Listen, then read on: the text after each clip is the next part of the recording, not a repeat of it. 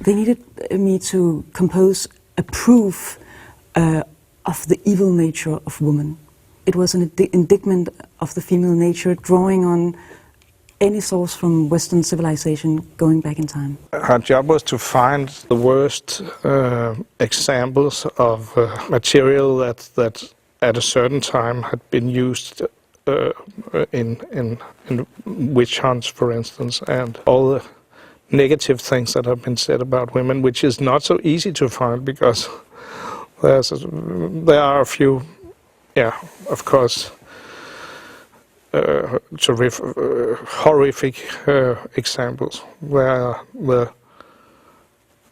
the witch hammer, which is a book that was written by some Catholic priests on how to interrogate and to torture and to find out if these women had, a connection to the devil, which, of course, for me is, I think, as ridiculous as for anybody today. Of course, you can also do the opposite. There are also a lot of stories about women being the good and men being the evil. Here we chose to go that way because it was the female character's subject in her thesis that she's writing up in Eden. So we needed pictures and we needed fragments of text, and we had I think a historical research done. We had a journalist who did some research for us, and we had an assistant working very long on the subject. Satan's church. Jesus. Nature is Satan's church. This kind of research is best to do by going backwards, step by step. I started out with the more modern sources I could find, and then I got quotes from earlier sources, looked into them, started moving backwards, finding more and more.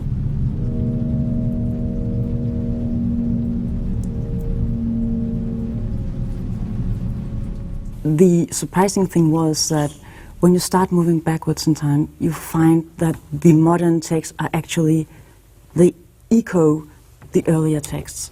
It's like a deep stream of the same kind of ideas about woman and the evil nature of woman.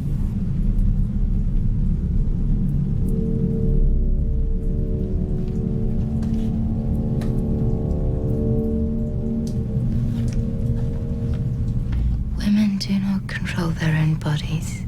Nature does. I have it in writing in my books. I pick up a story or some research material that is provoking me. That means that all this witch material is, of course, provoking me, because for me it's nonsense. But I liked it to be in the film because it opens up a discussion, and I'm trying to do it as convincing as I can. I did Breaking the Waves, for instance, and I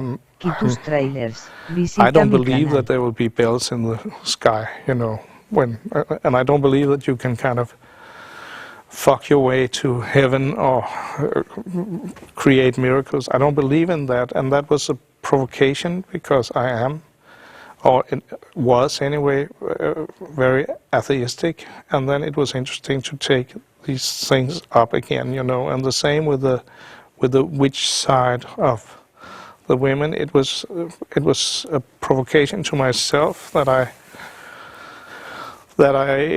used this theme in the film.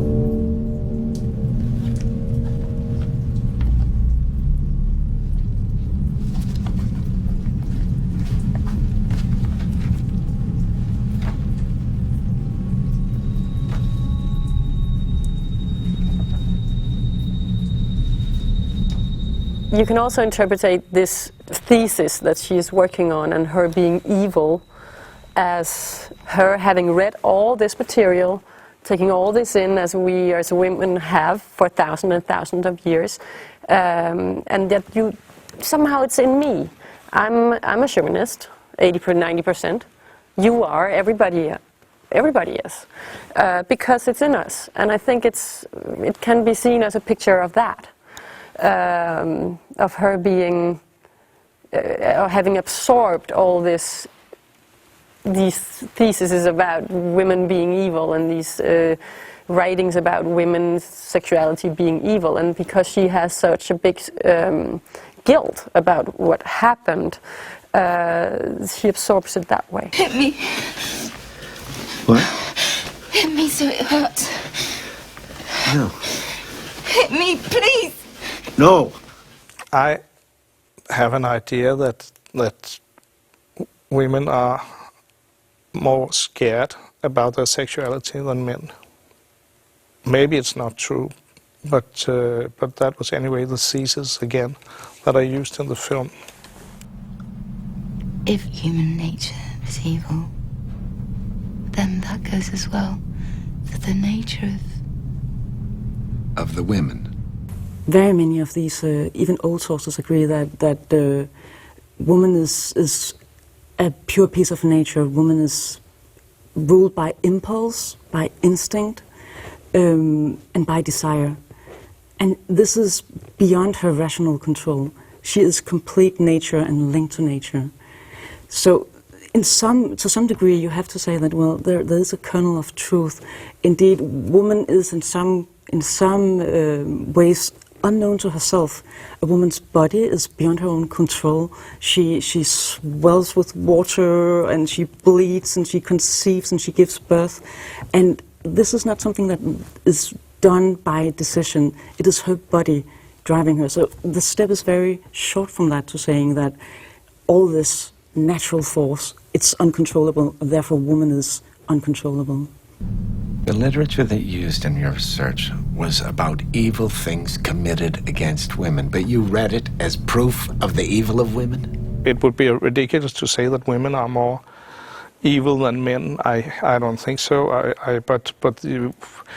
But on the other hand, I wouldn't agree to the opposite, that men are more evil than women.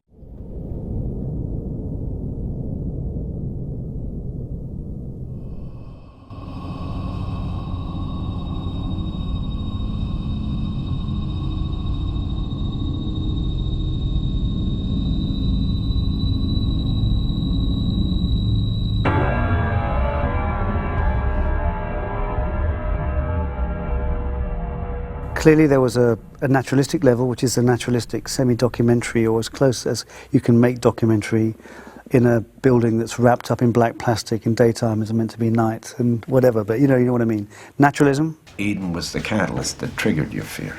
You jumped to conclusions and tied the emotional event with the place. When you feel threatened, it's natural to react. Then you've got the visualization scenes, which are the beautiful monumental scenes.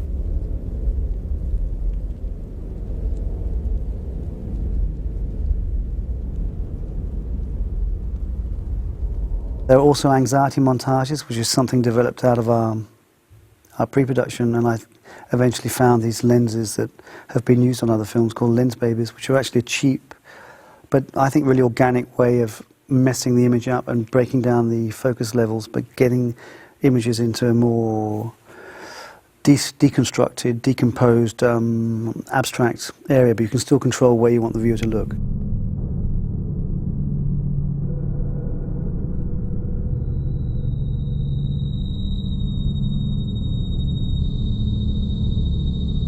We have transition from handheld to linear movements, which we have a kind of underlying philosophy about why we do it, but basically, technically, it means the camera has to move from a slight simulated handheld movement, which Peter York will be able to tell you about, but which we simulated on my body movement, and then going into an absolutely smooth movement towards whatever we're pointing the camera at. All you feel is a pleasant warmth and heaviness. Your breath is deep, regular, easy. It's high-speed shots. We shoot, generally the film is shot on a red camera, 2 red cameras, but it's also shot on a phantom camera, which is also digital, 2K digital camera that can capture up to 1,000 frames a second as opposed to 24, 25 frames a second, which is a complicated setup. You have to have a special operator in, it's a special camera, but it creates these extraordinary images which you see in the black and white in the beginning, for example, when you slow down film time to exactly the speed the last one set.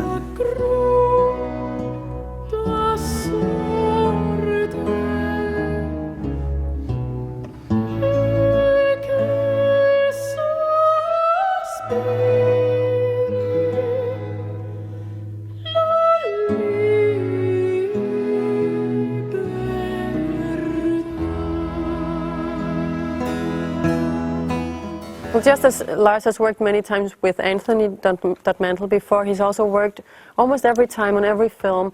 He has some technical stuff to develop and some visual ideas that he wants to try out. And almost every time he works together with Peter Hjort. And Peter Hjort is a wonderful nerd. He's extremely nerdy and he's very, very savvy. He knows his thing. And I think he's one of his kind in the world, and I don't think you can find people who can, every time you go to him and say, what if we invent this thing that can do, and he just starts thinking and he comes up with machines or computer programs or ideas, or he finds the right people to train a fox or paint a whatever. He's Lars's buddy on the whole technical stuff, and he's been for years. He went through the storyboard with the storyboard artist and Lars for a week or so, and he made Lars go through every scene and every picture and making all the decisions together with Lars. And that was a period where Lars wasn't feeling very well, so he was a huge part of that. Yeah. Vi kigger lidt på, hvordan det ser ud, når dårdyr føder. Det er faktisk, vi er over et rådyr nu, som også findes i Amerika. Så kan du se dernede, hvad det så bliver til. My key job is to take ideas out of Lars's head and try to put them on paper and try and pass this information to other people, like the animal trainers, the special effect makeup guys, the motion control guys, all the people who are involving in making the shot happen. Because if Lars was supposed to give this briefing to everybody, he wouldn't be doing anything else than talking to all these people. So we have like a way of communicating, and we use the sketches for that because it's very easy to talk from a sketch and then break it down into the different technical solutions. The famous Disney deer Bambi was really a roe deer in the original story. Okay. Disney changed Bambi's species to the white-tailed deer because too few Americans would know what a roe deer was. Det er klart. Og det var et rådyr oprindeligt. Peter Hjort I worked with for a long time also, and we done a lot of special effects, computer design stuff. We started working together on Dancer in the Dark, and yes, extremely loyal and very, very good. I would, if it hadn't been for him, there was a lot of these things that couldn't have been done. So he's a good man. It's the last resort, when you go to him, and he can, do magic to the images. The funny thing is that there's some shots that he can tell you on the first day of sketch drawing how it's supposed to look, and he can even do a rough sketch, and down to every little detail he can tell you this is how the shot should be. And it's very seldom that that we deviate a lot from that. We worked with a little bit of storyboards and stuff, and then we did a test, which was very important. And we tried to do something, just a small part of the film, but with the real technology at full resolution, as a real film shoot, and even with real actors, even really good actors that have a psychology like the actors that was anticipated for the final film.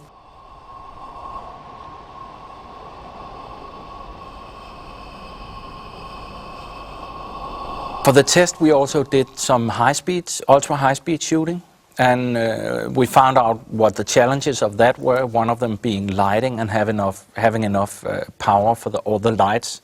A simple thing like that was really complicated for our test because we were in the woods and we needed a lot of power, and we had generator trucks burning out in the middle of the shoot because we were putting so much light on the scene that the generator stopped working. So we learned that we had to really plan this high-speed shooting, and also Lars could see the visual aspects of this, and he really liked the look of this 1,000 frame per second digital camera. I would say it's not a big difference between the Acon scene we shot for the test and the scene that is in the movie, except that we did some different animation, it's another lead actor in the picture, but essentially it's the same shot. So when we did that shot on the shoot, I had actually done it once before. Peter Hjort, I mean, an extraordinary fellow. You know, he's such a creative doctor of images, and I've worked with him a lot over the years, and with Lars and with different directors. And, I've learned a lot from him, so I feel more comfortable in a lot of situations, but it's always nice to have Peter there. He also was there for us, so that when I was bound by the actors and working with the A-camera, working with Lars and working with the actors, he could then break out together with Stefan, who was also working as a second operator occasionally, and they could go off and do some of these time-consuming shots that he knows all about that aren't anything to do with actors, but they're to do with effects and CGI. It's excellent. It worked very well. He's very good at going in there and controlling the degree of effect to what, you know, how much it becomes an effect and how much it becomes camouflaged as something that's magical, but it doesn't look like an effect. And I like him for that, and because if they're too excited about effects all the time, they become effects. They tend to dominate everything else. You're talking about acting as well. It tends to become something else, and it's finding that balance, and I think he's very good at that.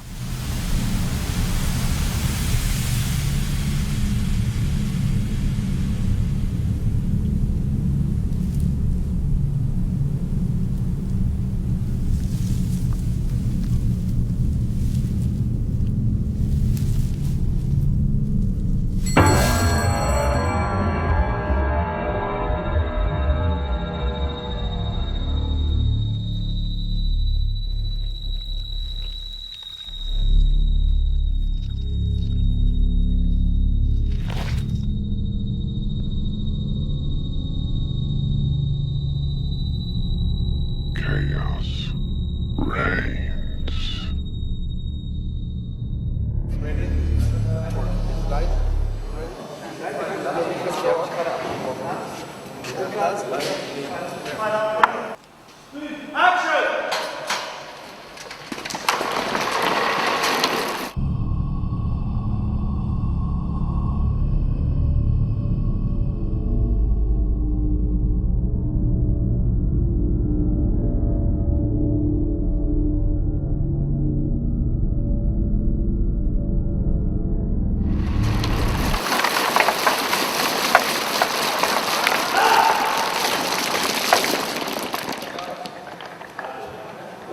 We did 1 day of studio shooting because it was impractical to put the green screen for the falling Acons, have that standing outside.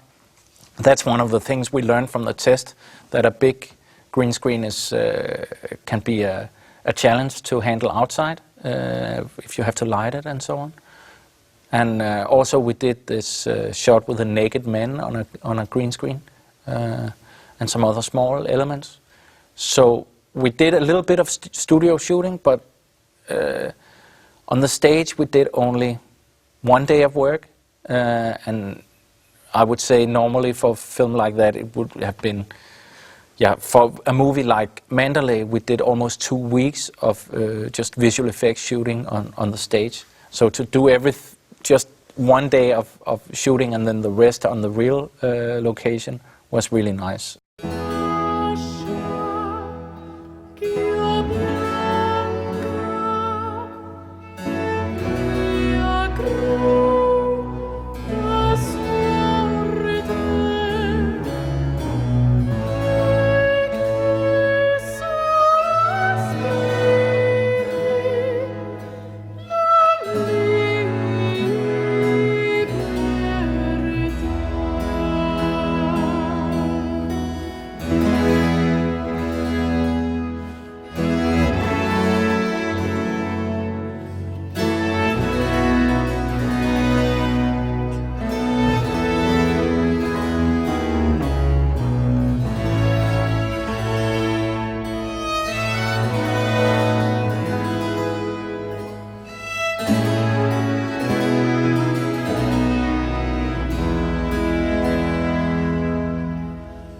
I've been mentally much weaker on this film, and that means also that the picture side of the film is not as precise as I had wanted it. First of all, this thing that I normally would have operated the camera myself, which for me was a big thing, and I had to give it up. I didn't have the mental strength to do directing actors and filming at the same time. Yeah, I would say that I worked on 40% of my potential on this film. It was very hard. We're used to working together in that way. I'm quite happy to share. It's not many I do that with, but if I feel they know what they want to do, and certainly Lars knows what he wants to do with the camera, I'm quite happy to share with him. And also operating costs what it does, and however much people talk about it and mumble about why you do that, for me it's nothing to do with that at all. It's about making the film. You make the film that the director wants. In this case, we started off imagining we would probably operate together. He'd do a bit and I'd do a bit, and we'd see how it progressed. And quite early into the film, he just decided to pull back. He's done a few. You can see a few scenes there. We are different. We operate differently. I try to simulate him, but it was harder for him this time. I think physically, it was harder for him this time, and so we decided to try and do the most of it.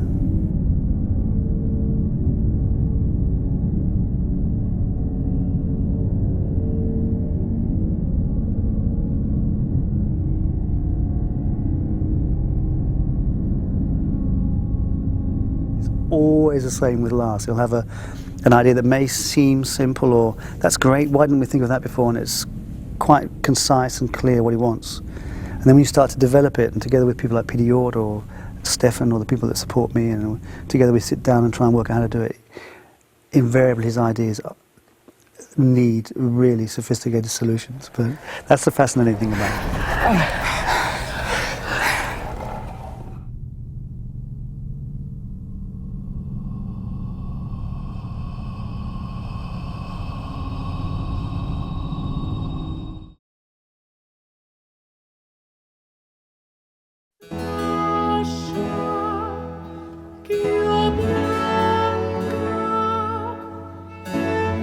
I contacted Lars because I said, what are you working on? And I think he had no particular thought of me being in this movie. I think he was really fixated on getting the actress first, and then he'd cast the man off of the actress. So I was lucky that I just happened to kind of say to my representative, I said, well, do you know what Lars von Trier is doing? Then they put a call into him, and Lars called me back, and we talked a little bit, and he said, well, this is what I'm doing. Didn't really say read it or this is something for you. He said, this is what I'm doing. And I said, it's great. And he said, well, would you like to do it? So that was sort of a beautiful accident.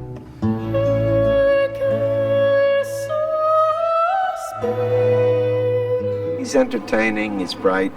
As an artist, he's always challenging himself and challenges the people around him. He's easy to trust because he's really good at what he does. I know few people that give of themselves personally as much to their work as he does. And I had interesting things to do in the movie. I'm nature. All the things that you call nature.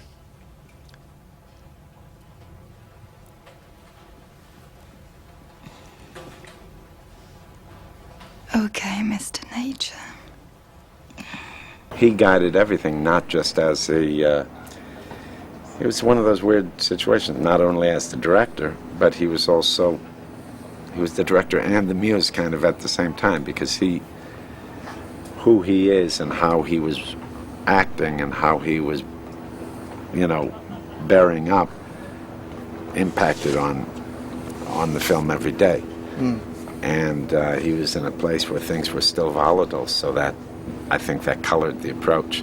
But having said that, there was something kind of very intimate and loving about the approach, even though this is a very dark movie. And I think it's because he's really appreciated that Charlotte and I made ourselves available to him when he didn't feel like he was in the best shape. He was apologizing constantly for himself. But that was a relative thing because there was plenty of him there. But you're not a doctor.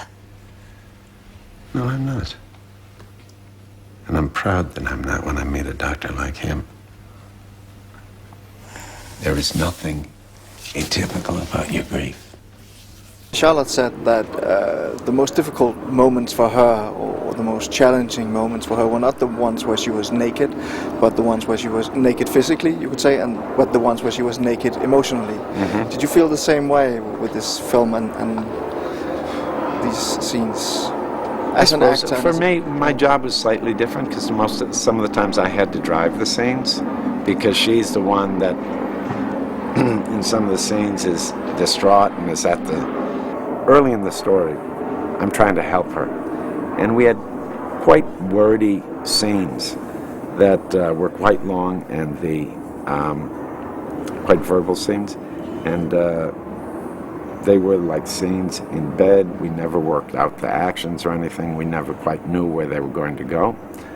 So I guess the most difficult thing was always balancing. I had to have a plan to drive the scene.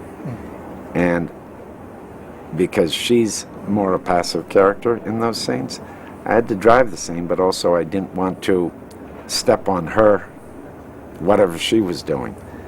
So it was always exhausting and a fine line to walk to find a balance of driving things, but letting enough air remain there. Let's make a list of things you're afraid of. Visita mi canal. At the top, we put the situation you fear the most. The whole point was sort of to help Lars do what he wanted to do. And I trust that, and that's always with a strong director. I like being in that position. Actually, that wasn't my question. Somebody asked that question in the press conference, and it never really occurred to me. Hi, that's Manny Boy from the Daily Mail. Mr. Von Trier, I've read all your various notes about this film. I heard you give an interview a few minutes ago on television. Would you please, for my benefit, explain and justify why you made this movie, please? And please, give more than a one-word answer. Thank you very much. Life is not easy. I don't think I have to justify. Yes, you do. Yes, I do. Yes, you do.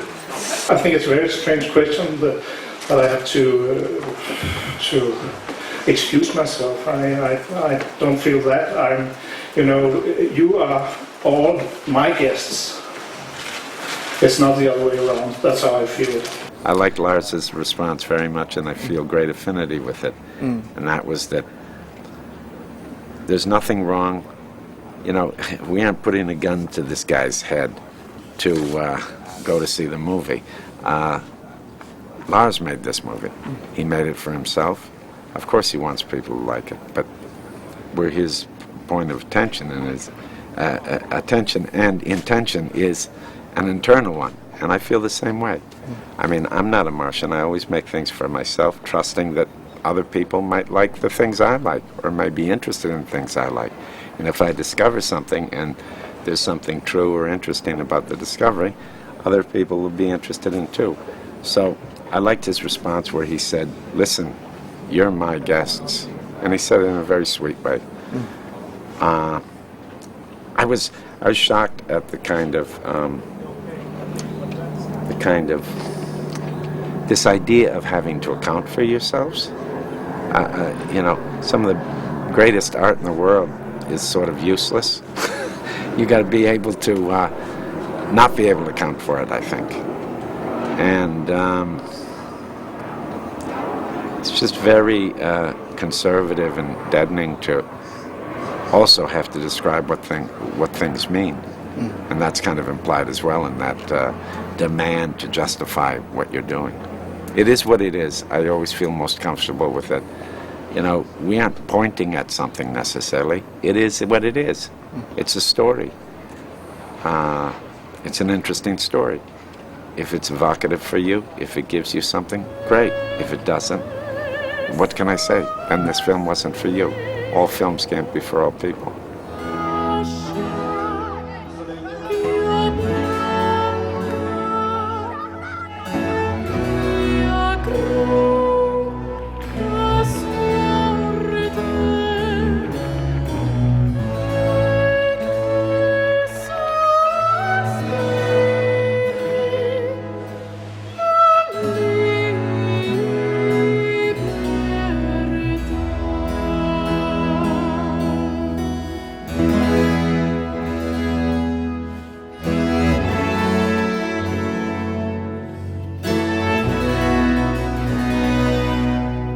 I forgot how brutal the strangulation scene was. And yesterday doing interviews, people did ask me what was the scene that was the most difficult, and I couldn't remember.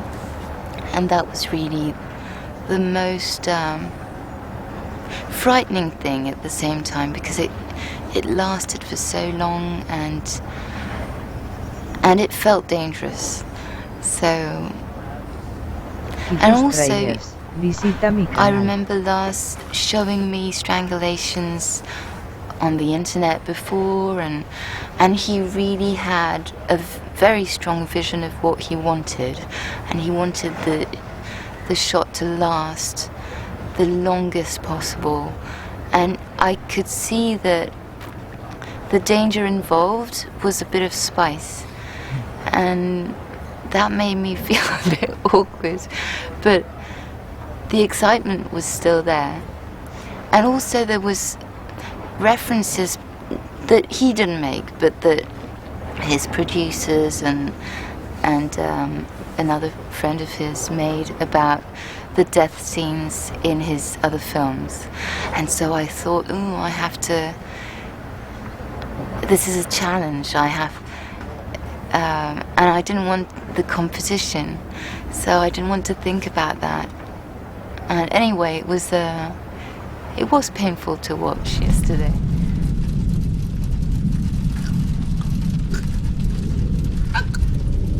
I didn't feel embarrassed, not at all. No, I didn't feel embarrassed, and there would be reason to feel embarrassed, you know, being naked, and on such a big screen I didn't imagine I would see intimate parts of me, but I didn't, it was okay. I think I'm more naked with the emotional scenes than having no clothes on. He woke up and was confused. He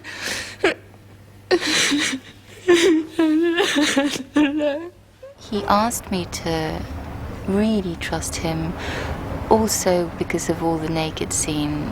He didn't want me to hide, and so he said, I'll never show something you would be embarrassed about.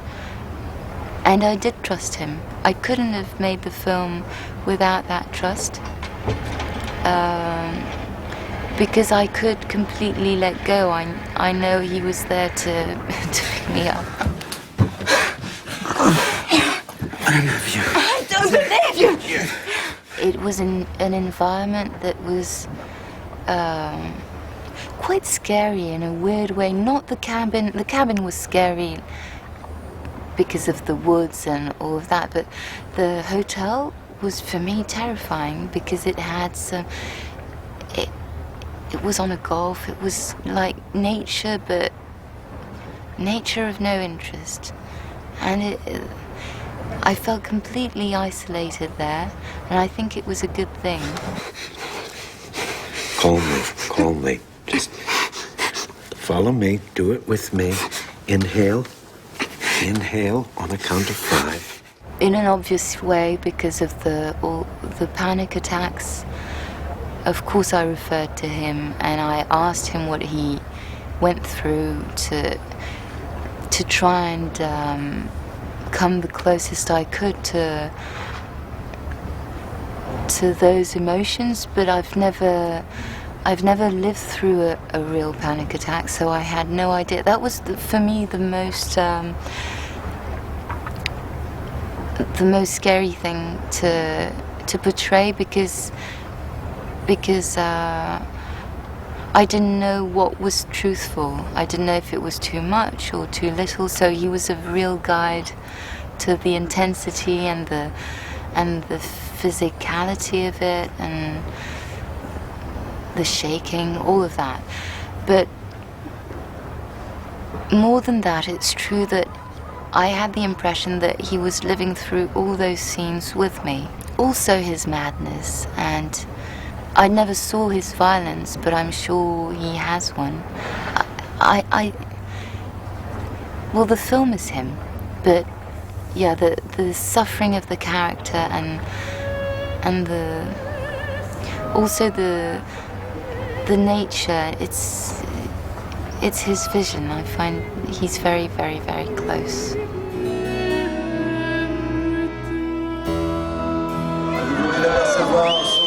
Du palais, Lars von Trier, qui s'avance avec l'équipe d'Anticristo, son nouveau film, présenté ce soir en compétition à Cannes. Il est accompagné de ses deux comédiens, Charlotte Gainsbourg et Willem Dafoe. Lars von Trier, plusieurs fois primé à Cannes. Prix du jury avec un Grand Prix avec l'équipe.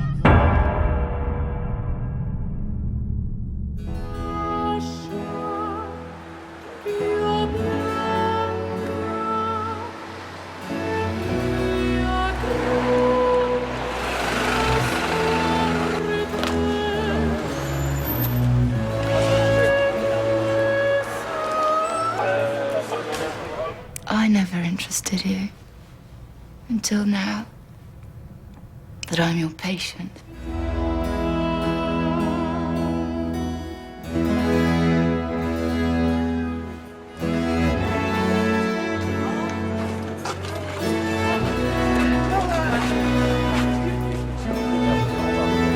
Follow that man. Yes.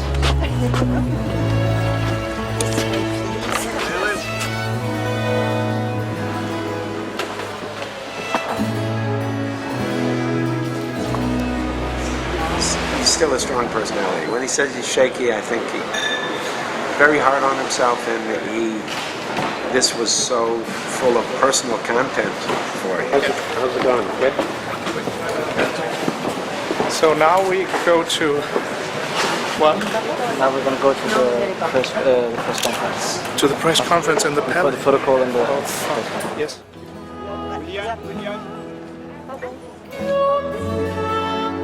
Yes, sir. Thank you, thank you, thank you.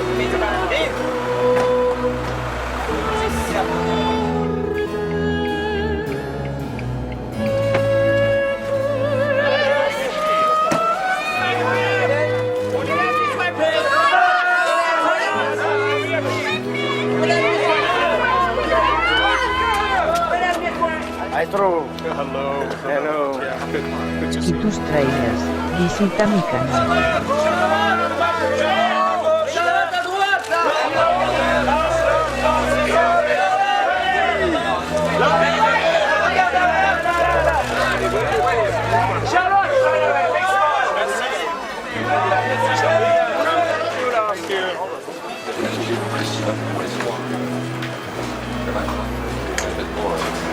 Anticristo de Lars von Trier et Lars von Trier. I am somewhat better, yes. Yeah, I'm looking for help because they have helped me all the way, so they know more about it than I do. C'est vrai, Charlotte? Charlotte does. Look who's waiting for you. Gilles is waiting for you upstairs. Your father is there. Yeah. So, Charlotte.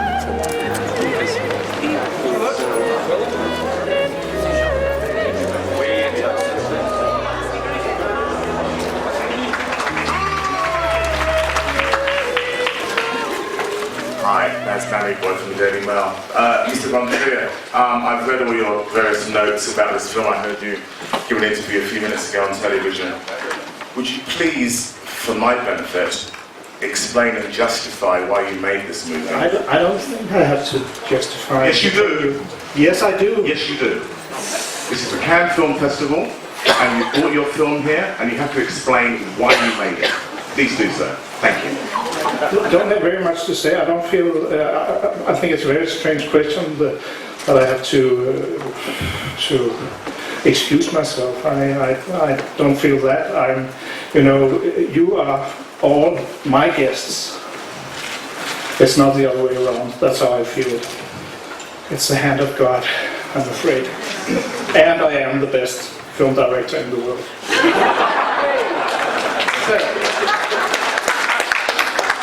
I'm not sure God is the best God in the world, but that's it.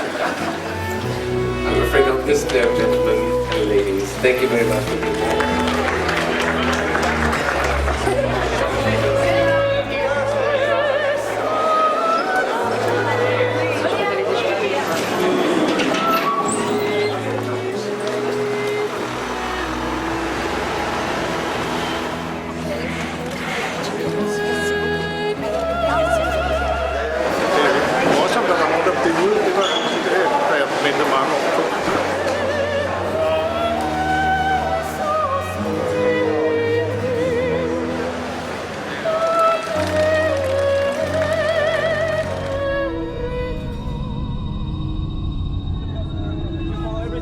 Retour en compétition pour Willem Dafoe, qui était venu la dernière fois pour présenter Manderley de Lars von Trier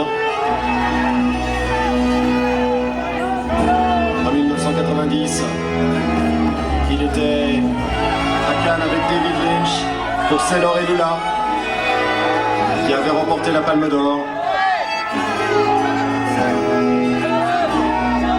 Dans le film de Wim Wenders, si loin si proche.